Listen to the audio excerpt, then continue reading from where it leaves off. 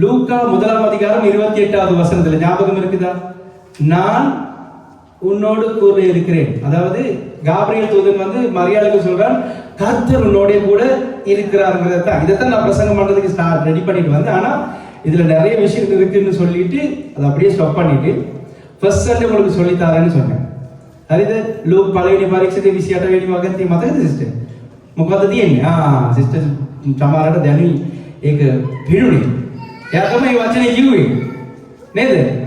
දෙවන සෙනඟ ඔයනවා කොයිද තියෙන්නේ කියලා. නමුත් සිංහලෙන් ඒක කොහොමද තිබුණේ කියලා උන්ට වටා ගන්න බැරි වුණා කියලා මම කිව්වා නේද? දැන් මේක තමයි පදේ. මොකද්ද? මතේ 28:20. ඒකේ කවුද ඔබ සමග සිටින්න යන්නේ කියලා කියන්නේ? ඒක දැන් ගෝලයන්ට කියපු දේ. නමුත් ඒක අපිට වටා ගන්න පුළුවන්. யார் சொன்னது? சொல்லுங்க பாப்போம். இந்த இடத்துல யார் சொல்றா? இயேசு சொல்றார். என்னது? வாசிங்க. அந்த உலகத்தின் முடிவு பரியந்தம் அதை தொடர்ந்து வாசிங்க. லோகே அவசானத்தை எத்தனை இதுல කියවන්න? வாசிங்க.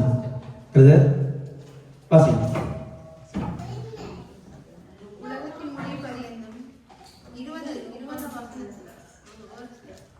சரி, நீங்க 28 20 முழுக்க வாசிங்க. 28 20 ඉඳලම කියවන්නකෝ.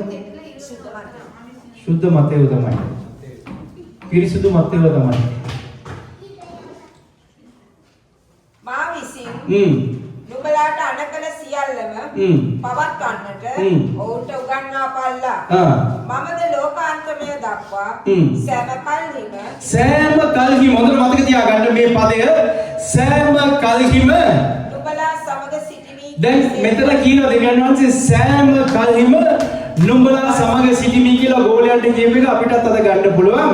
මම ගිය සතියේ ඔයාලට කියලා දුන්න වචනයක් මතකද? මෙතන අවසානයේ මොනවද දාලා තිබ්බේ? ආමෙන්. ආලෙෆ් මෙම් ටව නෝන් කියලා නෝන් සොෆිට් කියනව ඒ පදේ දාලා තියෙන හේබ්‍රේ වල කියලා. Okay good. வாசிங்க. தமிழ்ல போட்டுருக்குது. இதோ உலகத்தின் முடிவு பரியந்தம் சகல நாட்களிலும் நான் உங்களுடனே கூட இருக்கிறேன் என்றார். ஆமென். இட்டாலியில வாசிங்க நீங்க பாப்போம். ஆமென் போட்டு இல்லையா? வாசிங்க. சரி, ஓகே. பாண்டவர் என்ன சொல்றாரு? சரி கேளுங்க. நான் உங்களுடனே கூட இருக்கிறேன். இப்ப இப்படி ஒருத்தர் சொல்றதுக்கு නේද සරවන්නේ? දැන් මම නුඹ සමග සිටිනවයි කියනද ඒ පුද්ගලයාට මොනවද තියෙන්න ඕනේ? இப்போ ஒரு ஆள் இப்ப நீங்க கல்யாணம் கட்டுறீங்க தானே?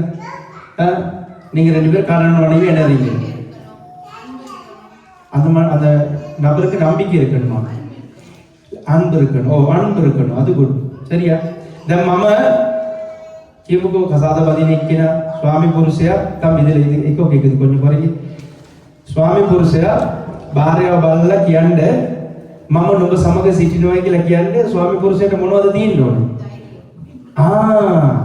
ප්‍රථමයෙන්ම ශක්තිය තියෙන්න ඕනේ. එහෙම නැත්නම් බලය තියෙන්න ඕනේ. හරිද? ලෝකයේ අවසානයේදී නිකම් හරි මොනවා හරි නාට උණු වෙන්න බෑනේ. වෙන්න බෑ. අන්න ඒක තමයි ඇත්ත. දැන් යේසුස් වහන්සේ මෙතන මේක කියන්නේ කොයි මොහොතේද? මරණයෙන් ජය අරගෙන දවස් 40ක් වුන් සමග සැරි සරන්නාව අතරේ තමයි කියන්නේ. මොකද උඩට නගින්න යනවා දෙවියන් වහන්සේ. කොයිද? ස්වර්ගයට යන්න යනවා. ඒ අතර තුල මොනවද කියන්නේ? බය වෙන්න එපා. මම තමයි ඒ රාසද පොළවේද සියලු බලය ලබා ගත්තේ. මට ඒ බලය තිබුණා. මම නුඹලාට දෙන්නම්. නුඹලා ගිහිල්ලා අම්මා කිනාටම මොකද සුභාරංචි කියන ප්‍රකාශ කරලා ඔවුන්ට දේශනා කරලා ඔව් ඒ විතරක් නෙවෙයි ඔවුන්ව ගෝලයන් කරන්න කියලා දැන් කියනවා මම නුඹලා සමග සිටිනවායි කියලා. දැන් කෙනෙක් එහෙම කියන්නේ ඒ තත්වයට වඩා එයා විශාල වෙන්න ඕනේ. දැන් උදාහරණයක් දැන් මේ ෆෝන් එක තියෙනවා නේද? මේ ෆෝන් එක නිර්මාණය කරන එක්කෙනා මේ ෆෝන් එකට වඩා එයා කවුද වෙන්න ඕනේ? බලය ඇත්තම පුද්ගලයා වෙන්න ඕනේ. නැත්නම් මේ ෆෝන් එක එයාම මොනවද කරන්න යන්නේ? පාලනය කරනවා. පැහැදිලිද මං කියන්නේ? දැන් මේ ෆෝන් එක නෙමෙයි ඕනම දෙයක් ඔබ ගත්තොත් දැන් මම කතා කරන මයික් එක වුණොත් හරි මේ සවුන්ඩ් එක වුණොත් හරි පාලනය කරන්න පුළුවන් වෙන්න ඕනේ. එතකොට තමයි එයා ඊට වඩා උසස් කෙනෙක් වෙන්නේ. விளங்கிச்சு நான் உங்களுக்கு சொல்றது. இப்ப இயேசுவானவர் சொல்றாரு, நான் உலகத்தின் முடிவு வரைந்து உங்களோட இருக்கிறேன்னு சொன்ன இயேசுவானவர் அந்த சொல்றதுக்குரிய வல்லமை உடையவரா இருக்கணும். இல்லாட்டி இயேசுவானவர் தோல்வி அடைந்தார், மரணத்தை ஜெயித்தார் உண்மை. இப்ப சொல்றாரு உலகத்தின் முடிவு வரைந்து நான் உங்களோட இருக்கிறேன்னு சொல்லி, அப்படி சொல்லக்கூடிய ஒருவர் அவர் இருக்கிறதா இருந்தா அந்த மரணத்தையும் ஜெயிச்சவரா இருக்கணும். அது மாத்திரமல்ல, மேலே வானத்திலும் பூமியிலும் சகல அதிகாரங்களை உடையவரா இருக்கணும். வானத்தையும் பூமியையும் விட பெரியவரா இருக்கணும். அதனாலதான் என்னுடைய ஆண்டவருக்கு எபிரேயத்தில் ஒரு வார்த்தை இருக்குது, கடோல் அடோனாய், கடோல் யாஹ்வே. கடோல் என்னன்னு தெரியுமா? நீங்க நினைக்கிற சிங்கத்துல இருக்கிற சிங்கங்கள் இல்ல. கடோல் கிளித்தண்டிப்பா, கடோல் அடோனாய். அந்த வார்த்தையை சொல்றதுக்கே பயப்படணும் தெரியுமா? ஆண்டவர் இந்த உலகத்தை விட பெரியவரா இருக்கணும். உலகத்தின் முடிவு வரைந்து சொல்லக்கூடிய ஒரு ஆளா இருந்தா அந்த உலகத்தை விட பெரியவரா இருக்கணும். ஆமா இல்லையா?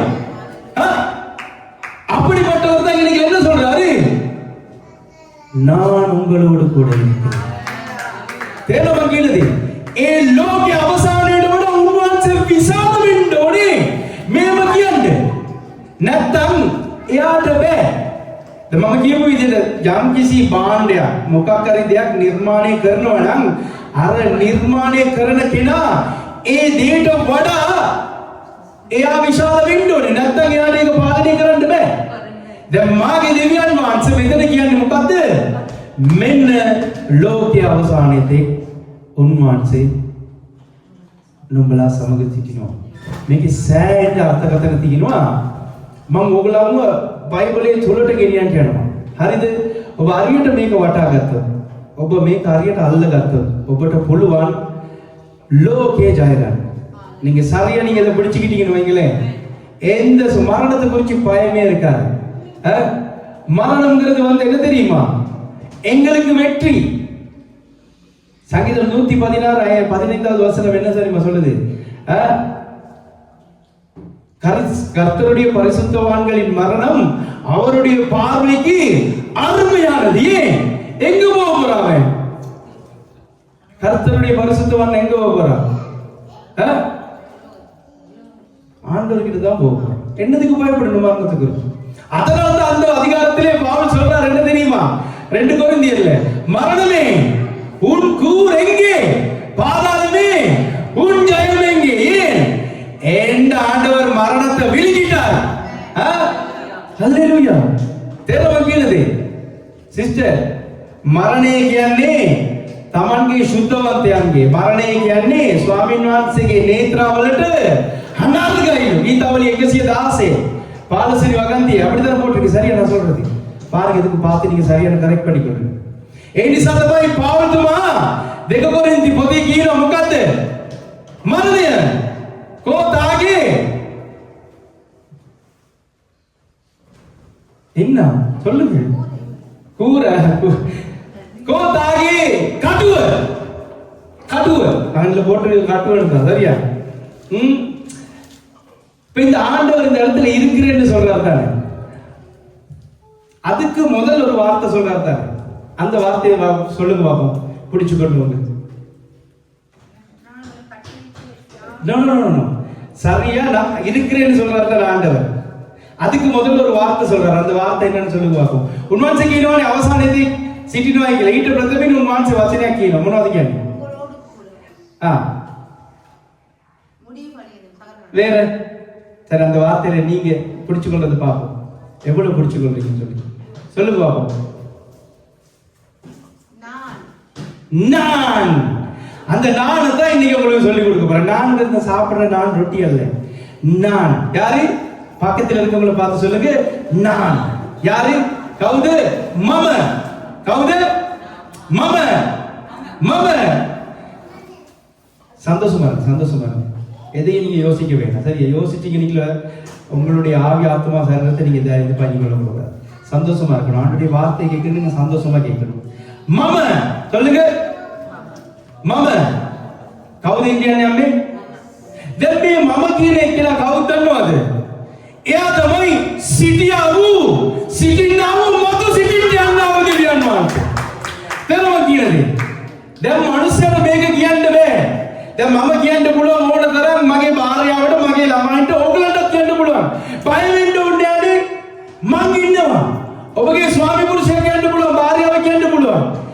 ඒගොල්ලන්ට සීමාවක් තිබෙනවා. නමුත් ඉත මෙතන කියන්නේ කවුද?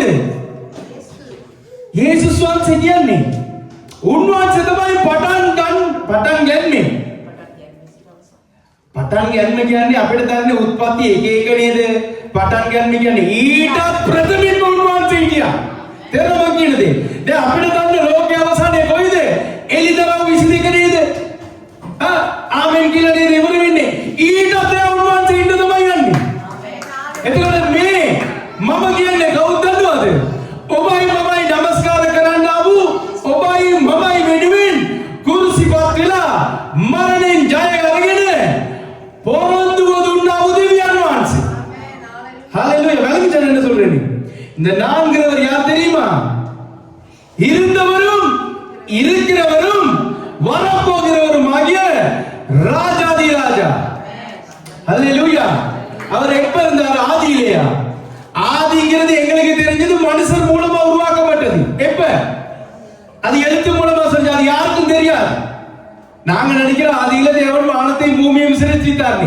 வானத்தையும் பூமியையும் சிருஷ்டிப்பதற்கு முதல்ல ஆண்டவர் இருந்தார். அல்லேலூயா. அனாதி தேவன் ஒரு வார்த்தை இருக்கு தெரியுமா? அனாதி தேவன் ஒரு வார்த்தை. எனக்கு அந்த வார்த்தை எபிரேயத்துல பாச சுரேஷ் படிச்சு கொடுத்தார். எனக்கு அது மறந்துட்டு அந்த வார்த்தை ஞாபகம் வருது இல்ல டக்குன்னு. சூப்பர் வார்த்தை தெரியுமா? ஏசாயா புஸ்தகத்துல இருக்கு. அனாதி தேவனே உன் அடைக்கலம்னு சொல்லி. அல்லேலூயா. அவர் புயங்களே உனக்கு வாவ். அனாதி தேவனுக்கு எப்படி சிங்களத்துல சொல்றது? අනාථ දෙවියන් වහන්සේ කියලා කියන්න බෑ. තේරෙනවද කියන්නේ? දෙමළෙන් දාලා තින්නේ අනාදි දෙවියන් போட்டதுக்கு அது பத்தாது உண்மையிலே. මම ඔයගලන්ට ඒක ගෲප් එකට දාන්න. ආගන්න මෙතන යේසුස් වහන්සේ මොනවද කියන්නේ? දැන් උන්වහන්සේ හැමදේම ඉවර කරලා උන්වහන්සේ දැන් දෙවිකම අරගෙන ඉවරයි. තේරෙනවද? දැන් පොළවෙන් ගියායි කියන්නේ ආයිත් දැන් ස්වර්ගයට ගිය ගමන් උන්වහන්සේ කවුද? උන්වහන්සේ නැවත දෙවියන් වහන්සේ තමයි. උන්වහන්සේ පොළවේ ඉන්නකොටම 100% දෙවියන් වහන්සේ විදියට තමයි හිටියේ. මෙතන පොරොන්දුවක් දෙනවා මම. දැන් මම කියන මේ කොටස උන්වහන්සේ සිටිනා මතු සිටින්න යනවා දෙවියන් වහන්සේ. ඒ විතරක් නෙමෙයි. උන්වහන්සේ තමයි ගෝලයන්ත් එක්ක ඉන්නකොට තර්ක කරේ මම තමයි මේක කියලා. අපිට මොකද මතක් වෙන්නේ මේ කියනකොට? சரி தமிழ்ல கேட்டு பார்க்கலாம். இப்ப ஆண்டவர் வந்து இந்த பூமியில இருக்கிறார். அவர் வந்து ஒரு சில காரியங்கள் சொல்றார் எல்லாரையும் பார்த்து. நானே சொல்றாரு. என்னது சொன்னாரு? ஒரு மனுஷனுக்கு, அதாவது யூத கலாச்சாரத்தின்படி அவர்களுக்கு தேவையான எல்லாமே அதுக்குள்ள அடங்கியிருக்கு. எங்களுக்கு தேவையான எல்லாத்தையும் அடக்கி வச்சிருக்கிறார். என்னது? முதலாவது சொல்றாரு யோவான் 6ஆம் அதிகாரத்துல, நானே வழி சத்தியம் ஜீவனுமா, நானே கர்த்தரா. அது பாத்தீங்கன்னானே இதுக்கு தான் சொல்ல படிங்க, படிச்சா தான், இல்லாட்டி உங்களுக்கு காதுல பூ சுத்திடுவா. நானே ஜீவப்பம், மமது ஜீவனதாயக ரொட்டிய. யோவான் 8ஆம் அதிகாரத்துல என்ன சொல்றாரு? நானே மெய்யான திராட்சை செடியா, நானே உலகத்துக்கு வெளிச்சமாயிருக்கிறேன், ஒளியாயிருக்கிறேன். මමද ලෝකෙට දැන් මිනිස්යාට ජීවනයේ දෙන්නේ උන්වහන්සේගේ වචනේ. උන්වහන්සේ තමයි ජීවනදායක රොටිය. උන්වහන්සේ තමයි ලෝකෙට ආලෝකය. තුන මොනවද කියන්නේ? පාද වලට ඒක පරණ කිවිසුනේ මම කියන්නේ යේසුස් වහන්සේ දැන් මෙතන කියනවා නේද?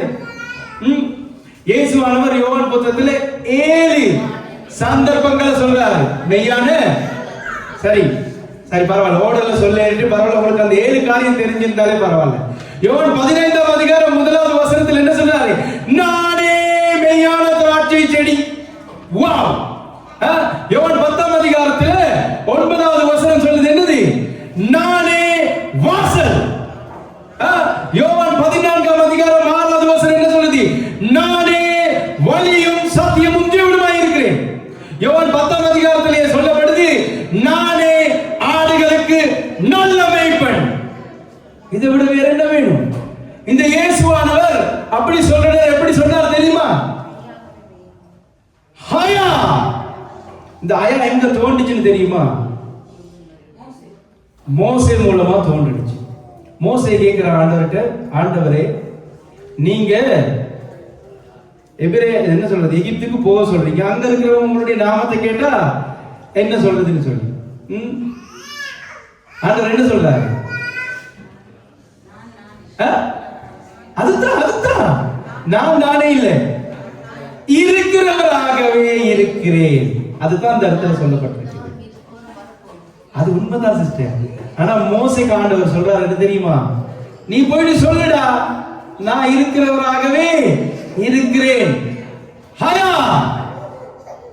இதுதான் இயேசுவானவர் சொல்ற நேரம் இயேசுவானவர் கொள்றதுக்கு தேடினாங்க. ಅದರ ಮತಗತಿ ಯಾಕಂದ್ರೆ ಯೇಸು ಸ್ವಾಮಿ ಕೀನುವ ಮಮದ ಜೀವನದಾಯಕ ರೊಟ್ಟಿಯ ಮಮದ ಬ್ಯಾಟಲು ಅಂಟ ಯಾಪತ್ ಇಂಡಿರ ಮಮದ ಲೋಕೆ ಆಲೋಕೆ ಮಮದ ಗೇಟುವ ದೊರಟುವ ಮಮದ ಮಾರ್ಗದ ಸಭೆಯವದ ಜೀವನದ ಮಮದ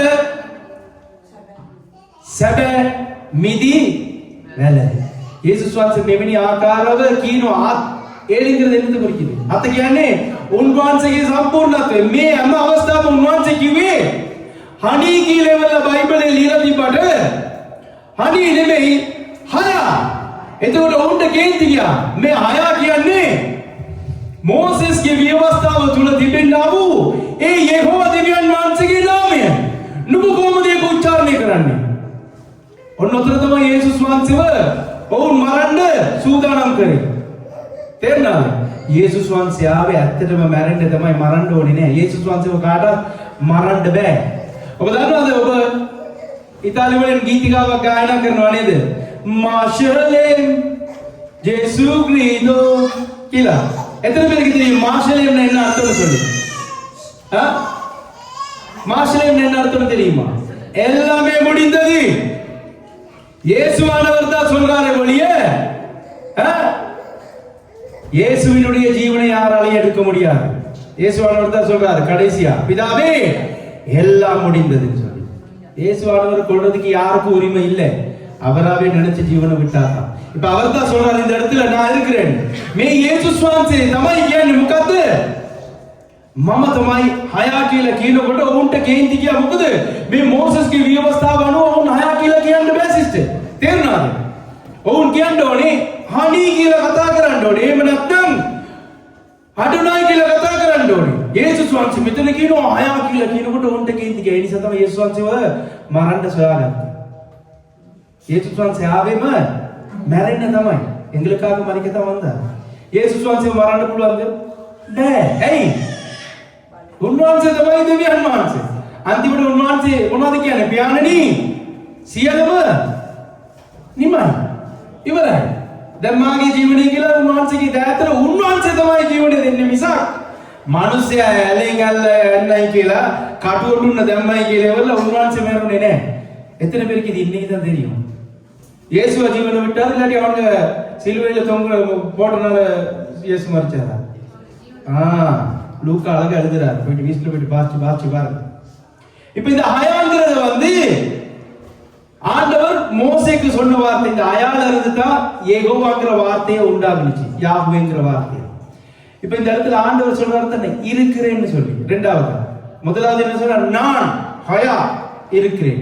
அந்த இடத்துல இருக்கிறேன்னு சொல்றது தான் அந்த ரெண்டாவது வசனம். திருப்பி கொள்ளுங்க. யாத்ராகமம் பெல்லகமம் නික්මයාම තුන්වෙනි පරීක්ෂණේ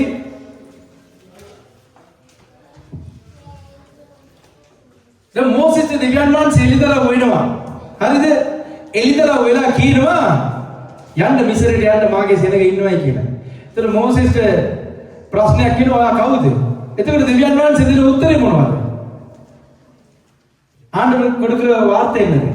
இல்ல அது நாமத்தை கேட்டதுக்கு தானே. அதான் அந்த சொன்ன உடனே அதை பிடிச்சிக்கிட்டே சொல்லக்கூடாது. நான் யாரு?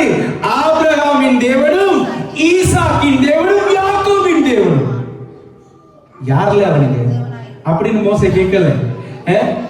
முற்பிதாக்கள் யாரோ அவர்கள். சரி, ஓகே, சரி, அப்படியா இருந்தாலும் என்னது உங்களுடைய நாமம் அப்படின்னு கேட்கிறது தான் என்ன சொல்றாரு?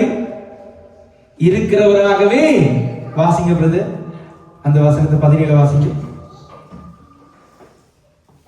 தேவன் ம் இருக்கிறவராகவே இருக்கிறேன் என்று மோசையுடனே சொல்லி ம் இருக்கிறேன் என்பவர் என்னை உங்களிடத்துக்கு அனுப்பினார் என்று இஸ்ரவேல் புத்திரருடைய சொல்வாயாக என்றார். அதை நீங்க அந்த வாசகத்தை நீங்க பிடிச்சுக்கிட்டீங்களா? நீங்க அந்த வாசகத்தை பிடிச்சுக்கிட்டீங்கன்னா நீங்க அப்படி வாசிக்க மாட்டீங்க. நீங்க வாசிச்சது சரி, ஆனா யாருக்குமே அது விளங்கல. நல்லா காது கொடுத்து கேளுங்க. மோசே கேட்கிறாரு, இப்ப நான் போறதுக்கு அதனுடைய நாமம் என்னன்னு சொல்லி. அதற்கு தேவன் இருக்கிறவராகவே இருக்கிறேன் என்று மோசையுடனே சொல்லி இருக்கிறேன் என்பவர் என்னை உங்களிடத்திற்கு அனுப்பினார் என்று இஸ்ரவேல் புத்திரரோட சொல்வாயாக என்றார். இப்ப யார் அனுப்புனது?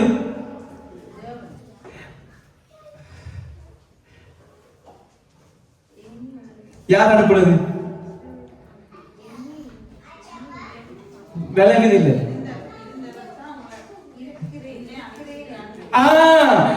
அதை பிடிச்சுக்கொள்ளுங்க. இருக்கிறேன் என்பவர் என்று சொல்லி.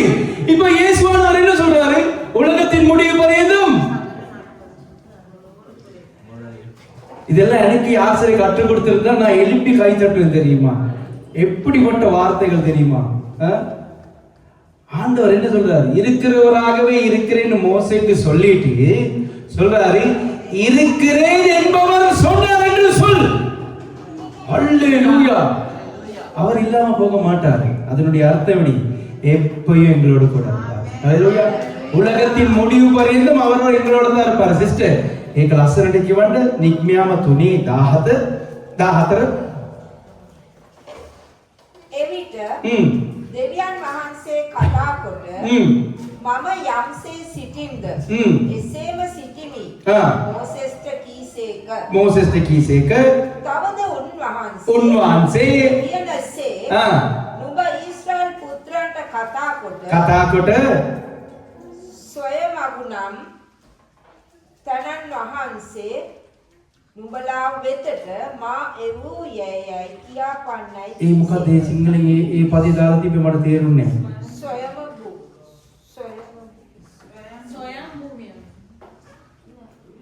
මොකද ඒ සිංහල ඒ පදේ? දැන් ඕගොල්ලෝ සිංහල කට්ටිය තමයි හරි.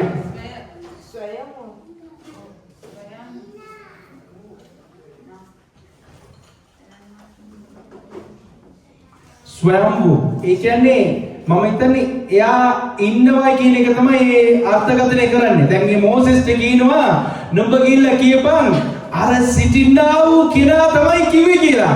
දැන් මේ කෙනා තමයි මතේ 28:20 කියන්නේ. මොකද කියන්නේ? ලෝකයේ අවසානයේදී නුඹලා සමග සිටිනවා කියන එක. දැන් මේක සාමාන්‍යයෙන් ඔයගලන්ට පොඩ්ඩයි මම දැන් දේශනා කරේ ඔයගලලා මට කාලේ දුන්නේ නැති නිසා. හරිද? මේකේ සෑහෙන දේවල් තියෙනවා. හරි? මම ඔයගලන්ට එක කොටසක් දැන් ඔයගලන්ට පැහැදිලි කරලා මම සුදු මේසෙට ඔයගලන්ව ගෙනියන්න. කාලේ නැහැ. අපි යන්න ඕනේ මෙතනින්. මතක තියාගන්න ඊළඟ සතියේ ඔයගල හොඳට මේක වගකීමෙන් කියවගෙන එන්න. මතේ 28:20 හොයන්න. தேர்னாங்க. நல்லா தேடுங்க. 28 20ல அந்த ஒவ்வொரு வார்த்தையும் ஆண்டவர் என்ன சொல்றாருங்கிறத தேடுங்க. தேடிட்டு எல்லா இடத்துக்கும் ஓடிட்டு வாங்க. ஆதியில இருந்து வெளிப்படுத்தல் வரைக்கும் எழுதுற மாதிரி ஒரு டக்குன்னு மெட்ரோல போற மாதிரி போயிட்டு வாங்க டக்குன்னு. சரியா? பழைய ஏற்பாடு முழுக்கையும் போயிட்டு வாங்க. நான் நிறைய காரியங்கள் உங்களுக்கு காட்ட போறேன். ஒவ்வொரு நபர்களை குறித்து சொல்ல போறேன். இன்னைக்கு உங்களுக்கு ஒரு காரியம் தான் சொல்லி கொடுத்தேன். யார் அவர்? இருக்கிறவராகவே இருக்கிறவர் தான் சொல்றாரு. ஹயா அவர் தான் சொல்றாரு. சரியா? நான்கிறவர் தான் அந்த ஹயா. சரி? அவர் இருக்கிறவராகவே இருக்கிறவர் தான் சொல்றார். அப்ப இயேசுவானவருக்கு அந்த வல்லமை இருக்குது எங்களுக்கு சொல்றதுக்கு. சரி? තේරෙනා සිස්ටර්? ඔතට මේ පදය මෙනෙහි කරන්න. 28:20. ඔතට ඔයන්න ඔයගලන්ට දෙවියන් වහන්සේ දෙන දේවල් ටික ඔක්කොම ෆෝන් එකේ ලියන්න, බයිබලේ ලියන්න. හරිද? මට දන්න දේවල් දෙවියන් වහන්සේ ඔයගලන්ට එළිදරව් කරයි. ඒ ටික ඔයගලන් ඊළඟ සතියේ ගේන්න. අපි එකතු වෙලා දෙවියන් වහන්සේගේ වචනේ එකතු ඉගෙන ගමු. තේරෙනවද කියන්නේ? හොයන්න උත්පත්තියේ සිට එළිදරව් වෙනකම් මෙට්‍රෝ එක යන විදිහට ගිහිල්ලා ඉන්න ටක් ගාලා උත්පත්තියේ සිට එළිදරව් වෙනකම්. හරි? බලන්න ඔයගලන්ට දෙවියන් වහන්සේ කතා කරන දේ සටහන් අරගෙන ගේන්න. මම අද එක කොටසයි කියලා දුන්නේ. හරි මට කාලේ නෑ. හරි මේක උගන්වනවා නම් මාස ගාණක් උගන්වන්න පුළුවන්. එතකොට උන්වහන්සේ කියන්නේ කවුද? මම කියන්නේ හය. හරිද? එයා තමයි සිටියාවු දෙවියන් වහන්සේ. දැන් මේ දෙවියන් වහන්සේට ඕනේ මේ ලෝකයේ අවසානයේදී අපිත් එක්ක ඉන්න. තේරුණා මම කියන දේ? දැන් ඊළඟ සතිය අපි මොනවද බලන්න යන්නේ? මේකේ කොටසක් තමයි බලන්න යන්නේ. ඔව් ඊළඟ සතියේ වෙත්තපස් වෙන්න පුළුවන්. නමුත් මේ තුලින්ම යම් මම ඔයගලන්ට පෙන්වන්න යනවා සෑහෙන දේවල් මේ පදය තුළ තිබෙනවා. හරි? දැන් දෙවියන් වහන්සේ පටන් ගන්නේ මොනවද කරේ? ආස පොළොව මැව්වා සීල දෙවියන් මවලා. දෙවියන් වහන්සේ මිනිස්යාව මවලා උත්පත්ති දෙවෙනි පරීක්ෂණය අපිට දකින්න පුළුවන් මිනිස්යාට වුණා කරන හැම දෙයක්ම දෙවියන් වහන්සේ පළවෙනි පරීක්ෂණයේ මවලා ඉවරලා දෙවෙනි පදයේ මිනිස්යාව මොනවද කරන්නේ දෙවියන් වහන්සේ? දෙවෙනි පරීක්ෂණයේ මවලා ඉවරලා කොහෙටද ගියන්නේ? දෙවියන් වහන්සේ උයනක් මවලා ඒ උයන තුලට ගියනවා. එතකොට දෙවියන් වහන්සේට මොනවද උනේ? මේ මිනිස්සයා උන්වහන්සේ සමග සිටින්න. තේරුම කියන්නේ බලගිචා. ஆண்டவர் ஆதியாகமம் 2:7ல மனுஷ பூமியின் மண்ணினாலே மனுஷனை உண்டாக்கி என்ன செய்றாரு? கிழக்கு ஏதேன் என்னும் தோட்டத்துல அவனை கொண்டு வந்து வைக்கிறார். ඒ වගේම 14 වෙනි වගන්තිය ඔයගොල්ලෝ කියවල බැලුවොත් 2:7 සහ 14 නේද? මොනවද කරන්නේ? මිනිස්යාව ඒ උයනට රැගෙන ඇවිත් මොනවද කියන්නේ?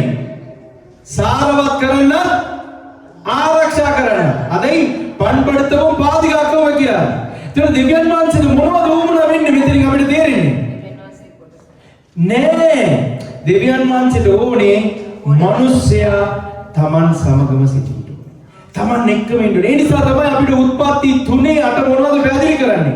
කියවන්න ඉක්බිති සිසිල් කාලේ வாசிக்க ஆதியாகமம் 3:8 மட்டும் நாங்க முடிச்சிருவோம். ඉක්බිති දිවා භාගයේ සිසිල් වේලේ ස්වාමීන් දෙවියන් වහන්සේ උයනේ සක්මන් කරන ආගන්න දැන් දෙවියන් වහන්සේ ආස පොළොව මැව්වා නේද? දැන් ආස පොළොව මවපු හැමතැනටම දෙවියන් වහන්සේ ඉන්නවා තමයි නේද නෙමෙයි. නමුත් දෙවියන් වහන්සේ කොතනද දැන් සක්මන් කරන්නේ? උයනේ. ආයි කියවන්න. ඉක්බිති දිවා භාගයේ සිසිල් වේලේ සිසිල් වේලේ ස්වාමීන් දෙවියන් වහන්සේ අනාගන්න ඔක්කොම උයනේ සක්මන් කරන උයනේ සක්මන් කරනවා.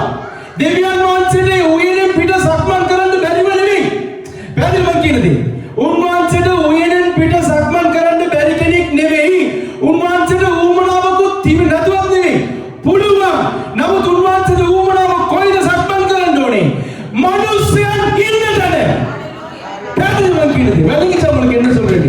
இந்த ஆண்டவர் உங்களோட இருக்கணும்னு தான் ஆசைப்படுறார். அதனால தான் மரணத்தையும் பாதாளத்தையும் ஜெயித்து என்ன சொல்றாரு? உங்களோடு கூட இருக்கிறேன். உலகத்தின் முடிவு பரியந்தம். வாசிங்க. தமிழ வாசிக்கவே இல்லை. பகலில் குளிர்ச்சியான வேளையிலே தோட்டத்தில் உலாவுகிற தேவன் நல்லா கேட்டுக்கொள்ளுங்க. ஆதியிலே ஆண்டவர் வானத்தையும் பூமியையும் சிருஷ்டித்தார் தானே. சிருஷ்டித்த ஆண்டவர் கிழக்கே ஏதேன் என்னும் தோட்டத்தை உருவாக்குறாரு வைங்களேன். அந்த தோட்டத்துக்கு தான் யார் கொண்டு வைக்கிறாரு? இப்ப ஆண்டவர் வந்து வானத்தையும் பூமியையும் படைத்த ஆண்டவருக்கு வேற இடங்கள் இல்லாம இல்ல, வேற இடங்களுக்கு போக மாட்டாருன்னு இல்ல. ஆனா ஆண்டவர் எங்க முக்கியத்துவம் கொடுக்கிறாரு? Very good. அதனால தான் ஆண்டவருடைய சிருஷ்டிப்பின் மகிமையா மகுடமா யார் இருக்கும்? நீங்களும் நானும். பகலிலே குளிர்ச்சியான வேளையிலே வானத்தை பூமியை உண்டாக்கின கர்த்தர் உலாவுடாது சொல்லில்ல. என்ன சொல்லப்பட்டிருக்குது? தோட்டத்திலே உலாவுகிற தேவன். விளங்கிச்சா? நீங்க எங்க இருக்கிறீங்களோ அங்க இருக்கணும்னு ஆசைப்படுறாங்க. விளங்கிச்சா?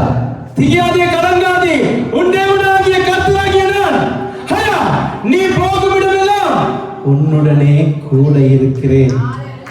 යතිනවන්න බයිනවන්න මක් නිසාද? උඹ යන්නා වූ එන්නා වූ සෑම මාර්ගයේ නුඹ සමග සිටින්නා වූ දෙවියන් වහන්සේ. ජෝෂුවා 1:8 9 ඔක තමයි කියන්නේ. ஹalleluya. இந்த ஆண்டவர் எப்போ உங்களோட இருக்கணும்னு எதிர்பார்க்கறாங்க. இப்போ நீங்க யோசிங்க, இப்படிப்பட்ட ஒரு ஆண்டவரை போதிக்க வர எனக்கு கோபம் வருமா வராதா? எவ்வளவு ஆண்டவருடைய வார்த்தையை போதிக்கிற ஆளுகளுக்கு இதுதான் கோபம். ஆராதனை நீங்க நடத்துறீங்க டங்கடக்கான்னு சொல்லி தெரியுமா? அதுல ஒரு பிரயோஜனம் இல்லை குமார். விளங்கிச்சா?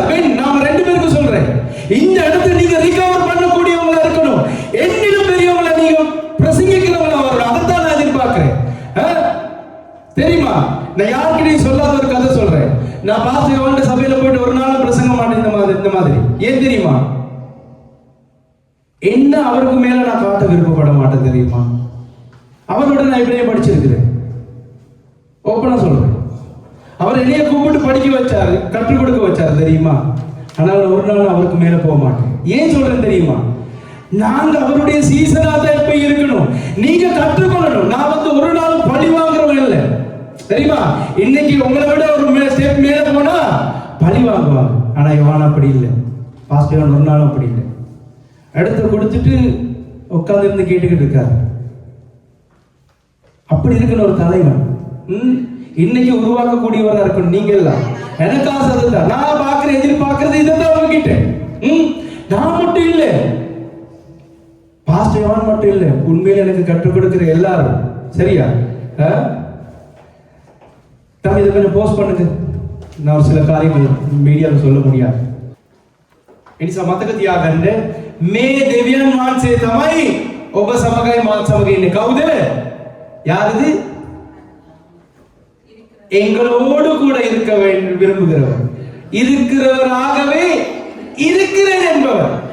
සිටින්නව දෙවියන් වහන්සේ තමයි ඔබ සමග සිටින්න. නේ උයනේ උන්වහන්සේ සැරිසරන්න කැමති වෙනවා කියන්නේ ඔබ සමගම ඉන්න උන්වහන්සේ ප්‍රීති වෙනවා. ඉතින් නිසා මතක තියාගන්න අපි සෑම කෙනෙක්ම නැගිට සිටිමු. කමියුනිටි එකකට සහභාගී වෙනවා.